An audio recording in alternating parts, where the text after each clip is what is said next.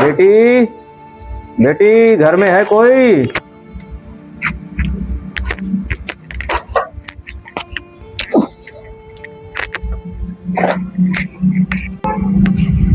बाबा, क्या है बाबा? बेटा, मैं भिखारी हूँ बेटा।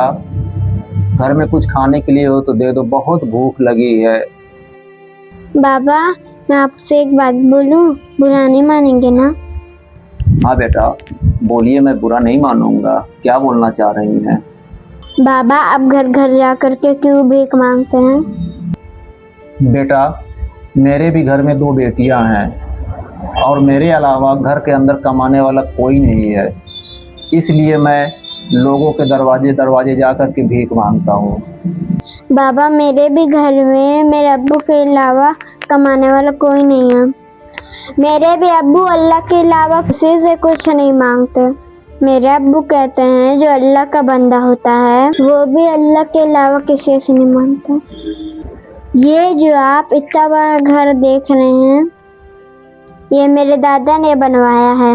मेरे अब्बू बताते हैं कि दादा वो कभी भी नमाज नहीं छोड़ते थे, वो भी अल्लाह से मांगते थे। वो तहज्जुद गुजारते, वो बस अपने से मतलब रखते थे और अल्लाह से मांगते थे। आप अल्लाह के दरबार में जाइए और भीख मांगना बंद करिए, नमाज पढ़िए। इंशाअल्लाह अल्लाह आपकी परेशानी को दूर करेगा। आप अल्लाह के बंदे हैं ना? हाँ बेटा, मैं अल्लाह का ही बंदा हूँ और मैं भी आज से आपके दादा के तरह से नमाजी बनूंगा और किसी के दरवाजे पे अब आज के बाद भीख मांगने नहीं जाऊंगा। मैं सिर्फ अल्लाह से भीख मांगूंगा। बेटा, कभी कभी इंसान अपने हालात से इतना मजबूर हो जाता है कि उसको ऐसा लगता है कि उसको अब इस दुनिया में मांगने के अलावा कोई और रास्ता नहीं बचा है।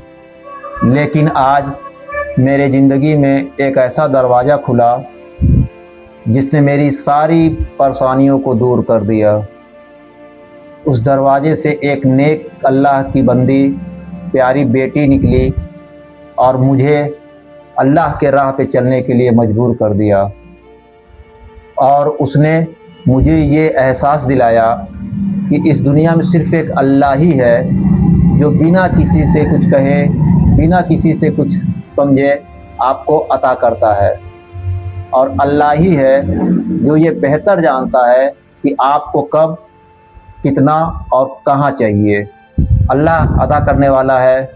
बेटा, मैं अब जा रहा हूँ और अब अल्लाह के अलावा किसी और के सामने हाथ नहीं फैलाऊँगा, किसी के दरवाजे पे नहीं जाऊँगा, सिर्फ़ अल्लाह के घर जा कर के मांगूँगा। जैसे अल्लाह ने आपके दादा को अता किया, अल्लाह ताला से ये दुआ करूँगा कि उसी तरह से मुझे भी अता करे।